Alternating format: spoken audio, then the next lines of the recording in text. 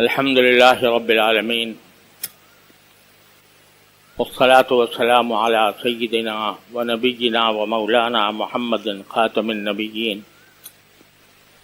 و امام المرسلین وعلى آلہ واصحابہ اجمعین وعلى كل من تبعهم بإحسان إلى يوم الدین. اما بعد، میرے محترم بزرگوں، بھائیوں اور دوستوں، السلام علیکم ورحمۃ اللہ تعالی وبرکاتہ.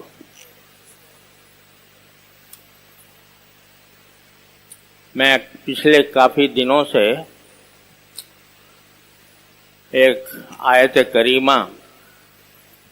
کے سلسلے میں کچھ گزارشات آپ حضرات کی خدمت میں پیش کر رہا ہوں. وہ سورہ مائدہ کی آیت ہے، اور اس کو میں نے اس لیے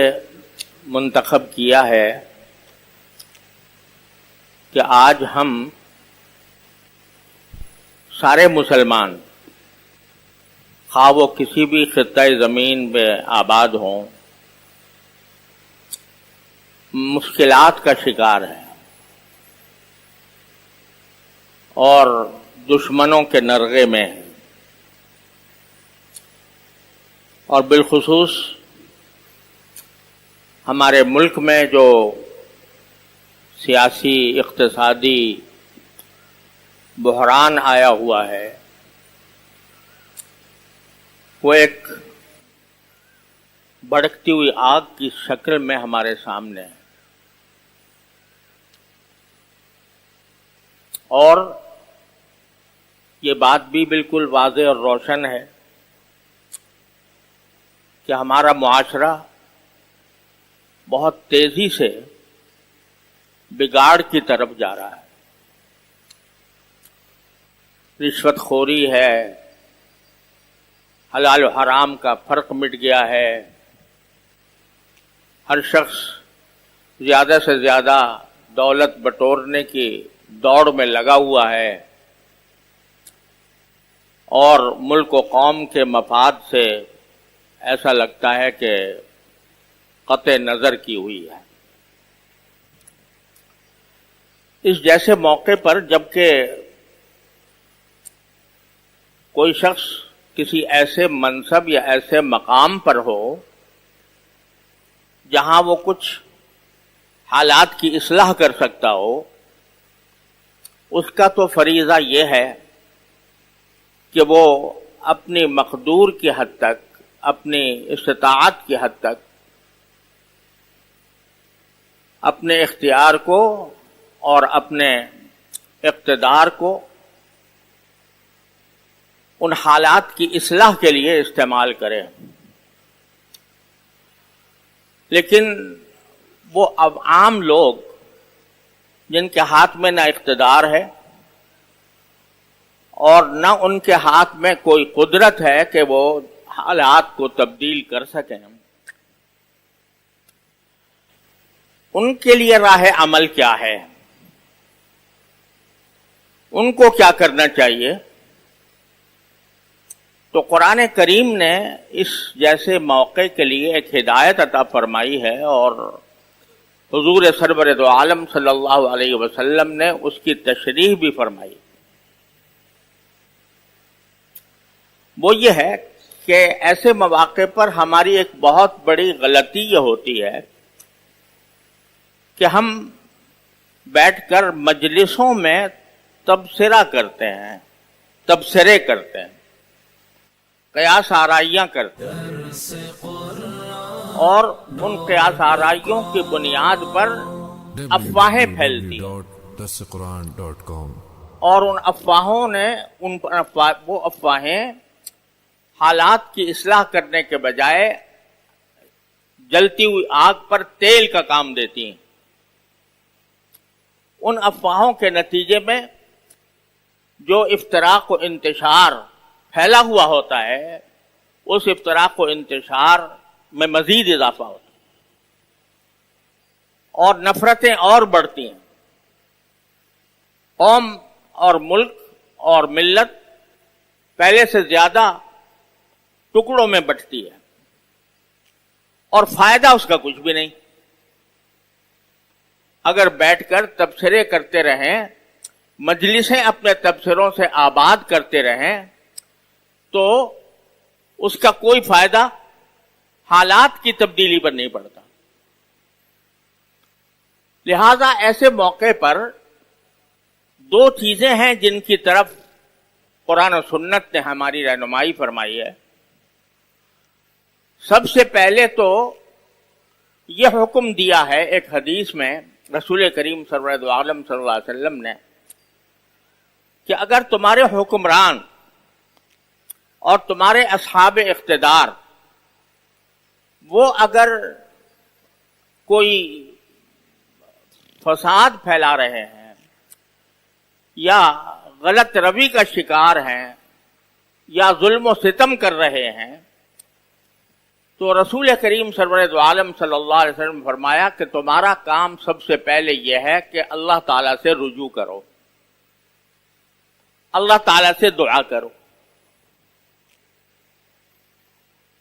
उससे मांगो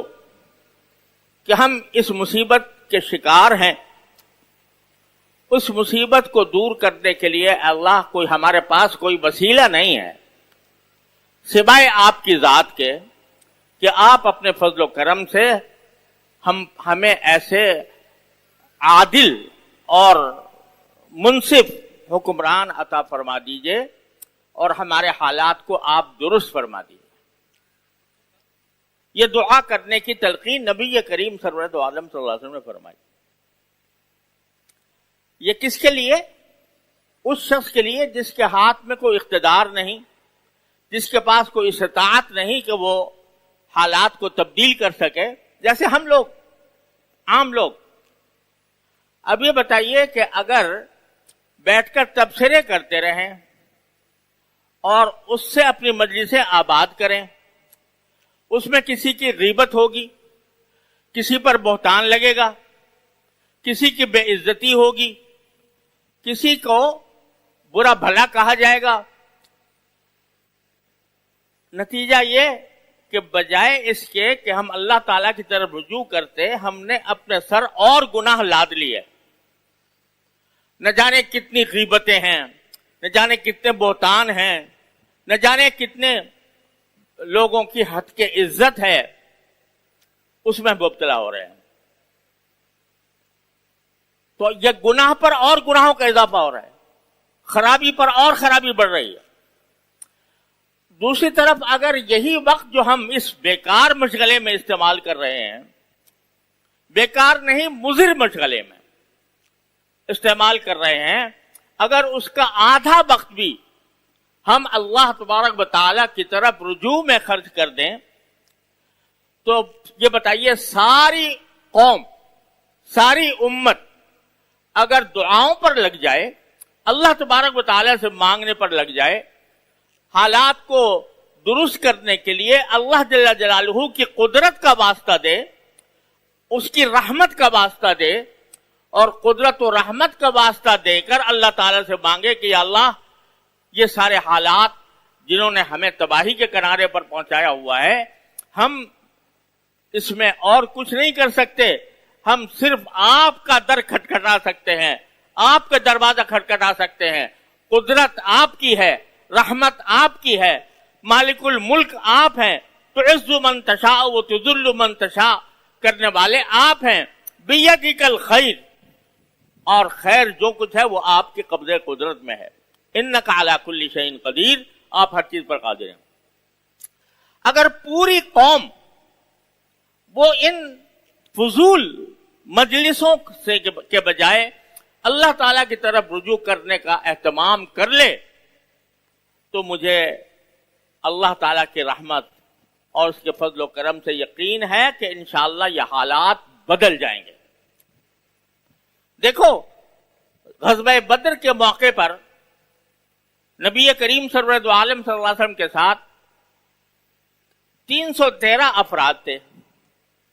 जिनके पास 8 तलवारें थीं और 2 घोड़े थे। 8 तलवारें, 2 घोड़े بعض کے پاس پھر اور کچھ نہیں تو انہوں نے لاٹھی اٹھائی ہوئی تھی، کسی نے پتھر اٹھایا ہوا تھا، اور مقابلہ تھا 1000 مسلح سورماؤں کا۔ تو رات کے وقت میں نبی کریم سرور دو عالم صلی اللہ علیہ وسلم آپ کے لیے ایک چھپر بنایا گیا تھا میدان بدر کے اندر۔ اس چھپر میں آپ نے رات کے وقت میں اور کام بعد میں کیے کہ فوج کی کس طرح صف بندی ہوگی، کون کہاں کھڑا ہوگا اور کس کا کیا کام ہوگا، یہ تقسیم کار آپ نے بعد میں فرمائی۔ لیکن اس چھپر میں سجدے میں گر کر اللہ جل جلالہ سے رجوع کیا اور فرمایا کہ یا اللہ، یہ نہتے لوگ آ گئے، ان کے اوپر اتنے بڑے لشکر نے حملہ کر دیا ہے، صرف آپ ہی کی قدرت ہے جو اس کو بچا سکتی ہے اور جو ان کو پتہ دلا سکتی ہے، اور آج اگر یہ چھوٹی سی جماعت ہلاک ہو گئی، ان تہلک هذه العصابہ لم تعبد بعد، تو پھر آپ کی عبادت کرنے والا دنیا میں کوئی باقی نہیں رہے گا۔ یہ گڑ گڑا کر رو کر اللہ تعالیٰ کی بارگاہ میں رجوع کر کے آپ نے دعا مانگی، تو دنیا نے دیکھا کہ وہ غزوہ بدر کا میدان یوم الفرقان بن گیا۔ حق و باطل کو اس نے اس طرح جدا کر دیا کہ جو بڑے زبردست سورما اور بڑے مسلح اور بہادر کہلانے والے لوگ تھے، وہ چاروں خانے چت ہو گئے، اور اللہ تبارک و تعالیٰ نے ان کے 70 بڑے سردار مارے گئے اور 70 قید ہوئے اور باقی لشکر بھاگ گیا۔ یہ کس چیز نے کیا؟ یہ اللہ تعالیٰ سے رجوع نے کیا، اللہ تبارک و تعالیٰ سے دعا مانگنے نے کیا۔ تو اللہ تبارک و تعالیٰ اپنی طرف رجوع کرنے والے بندوں کی مدد کرتا ہے، جو اس کو بالکل خاطر ہی میں نہ لائیں، اس کی طرف رجوع ہی نہ کریں، اس سے مانگے ہی نہیں، اور اپنے